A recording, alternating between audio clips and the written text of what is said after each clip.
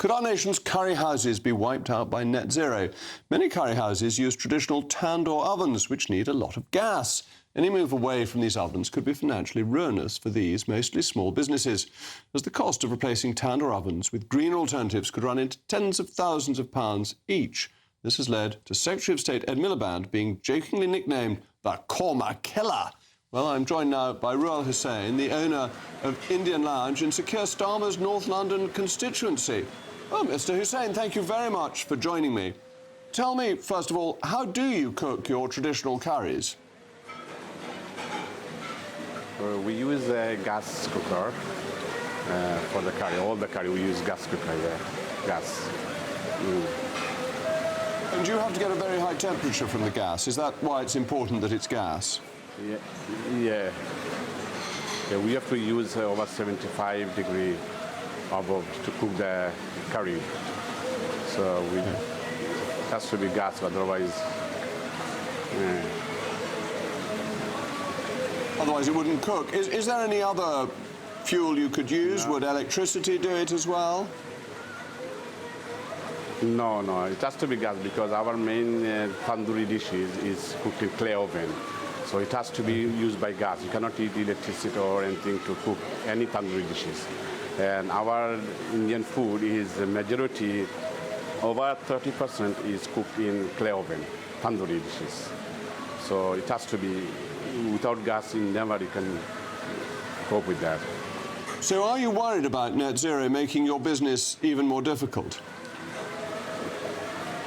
It will be very, very difficult throughout the country, especially Indian food.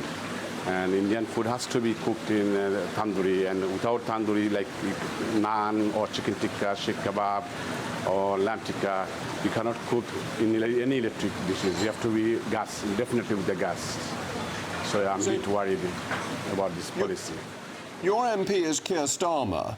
Are you going to lobby Keir Starmer and get him to give a message to Ed Miliband? I'll do that, yes. You'll do that. You're going to go and see him in his constituency secretary. Yes, Now, of course, yeah, we'll do that, yes. And what would you say to Ed Miliband if he were watching now? I would say, please, it's not a good idea for any curry industry. Not only Indian, even Thai restaurant or Chinese restaurant. It's not a good idea for the own policy. Okay, and one final thought. How is business at the moment? We are doing okay at the moment, but about the utility bills and gone up. This is everybody facing the same. Utility bills gone up, plus and national insurance contributions gone up. And for our small businesses, we are finding quite difficult at the moment to cope with the present policy, whatever. Well, thank you, Ruel. I hope you now get a large number of visitors from GB News viewers who want to get a properly cooked Indian curry from you. And thank you for joining me this evening. With me now is my panel, John Redwood and Lloyd Russell-Moyle. Lloyd, net zero is over, isn't it? Because everyone hates it, and it's putting Indian restaurants out of business, it's making people cold and poor, it's all a disaster. This is the most ridiculous story that I've seen from you on your anti-net zero mission. Now, clearly, you can have some electric ovens that replace the tandoori ovens, but they're expensive. Well, Mr. said you can't. Well, you can. And he's cooking it, you're not. You can, I've seen them. But the way that this is going to be resolved quite clearly is that we are going to mix hydrogen with natural gas, which is what we did up until very recently in Britain anyway. All gas items in Britain can operate on a mixture of hydrogen and natural gas. Yes, I know that. But where are we getting the hydrogen from? We will get that from the oversupply. At the moment, we turn our wind power wind off when there's oversupply. And what we will do is we will utilise that in proper hydrogen, and then that can be pumped into the gas grid. Less people will be using gas, of course. Some people will move fully over to electricity, and others will still have possibly provide the quantities that we need. Well, and the other interesting area is biogas, which I visited a site down in Cornwall where a whole village has been transferred, and actually we can produce it cheaper. The natural gas is produced at the moment and given to them. The problem is at the moment, if you produce biogas, it's taxed more than it is natural gas. So we need to change the tax framework to give people those advantages and therefore mean that it is cheap, green and clean. We've got a low-tax socialist. This is an amazing conversion. Yes, I know, but you notice there'll be a huge delay on all this, and people are needing practical answers now. I've just given you 3 practical answers on how it can be dealt with. But they're not going to be done anytime soon. No, but gas isn't going to be turned off anytime soon, so there is no rush. Well, 2030, they're trying to get the grid net zero by 2030. There will be gas in the grid. Miliband, he wants us all to close down our gas things as quickly as possible. There will be gas in the grid up until 2050 and beyond. It will just be a different mix. Well, and it would be imported because we're not allowed to get our own out, which is the obvious thing to do. But I mean, the other point that was being made is that small businesses like this are being crucified by high energy costs, high national insurance and all the rest of it. Now, my dual fuel bill at home tells me that the gas is 1/4 of the price of the electricity per unit of energy.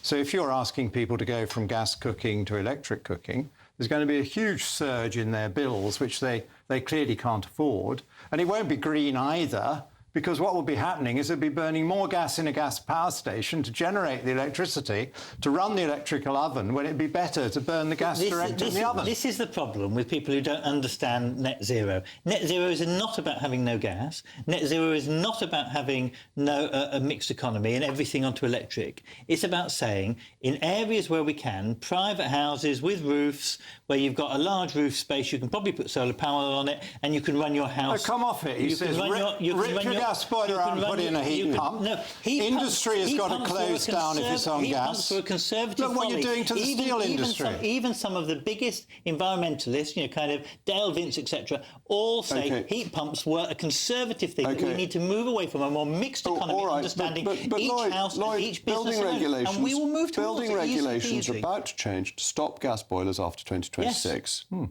And we will have. So what are they going to put instead if it's not heat pumps? Well, you can have ground source heat pumps. You can have heat pumps. Yes. Any type of heat pump you want, which is less efficient. For much more expensive electricity. You can have bio fuel boilers. You can have a variety biofuel boilers. But you've got to have acres of space to have biofuel boilers. You can't have a biofuel boiler in a flat. No, you don't need acres of space for. But you do, because you've got to store the fuel and put it in. You're putting in wood chip and things like that. No, not wood. You can have biogas. We have biogas, but that's very limited in supply. This is from 2026. It's not that limited. It's not that limited in supply. This is from next year.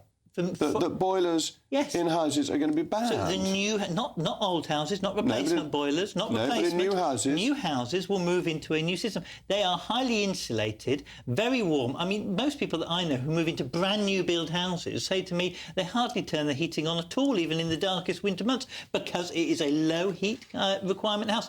The problem is not new houses. The problem is old houses and restaurants like that, where no one will require them to get rid of gas. We will transition them to a different kind of gas. That's the reality, and you know it. But instead, you peddle this myth that everyone's got to be electric. That's not what's going to happen. That's what the government tells us. The government tells us we've got to get out of gas. Labour talk about a mixed economy. And the government says that gas is too dear and that we've all got to switch to electricity. And my bill tells me, as a domestic consumer, it's the other way around. So you've been listening to the wrong people. That's not what Ed Miliband's saying. Ed Miliband is saying a mixed economy with investment in sustainable aviation. He is saying net zero for power by 2030. Yes, net zero is different from no gas. That's not the same thing. You could have carbon capture and storage. Well, that's going to be £20 billion. Variety of different ways that you can achieve net zero. You just think why don't we only just one do thing. what Nigel Farage is suggesting and drill, baby, drill, and get our fracking gas out. Drill with our gas market will not reduce the cost of gas for us. Of course it will. Of course it will. We got loads of onshore gas, which can be captured well away from people's houses. If we nationalise gas, then it might do. That would be a lot cheaper because we wouldn't be exporting it. It would be a domestic price. The commercial gas market is all on the international price, and it's not in America. They have a lot cheaper gas. No, but that's why. And we could do the same here. That's why we need to change our gas market. Then we can talk. This is what Ed Miliband says. It isn't true.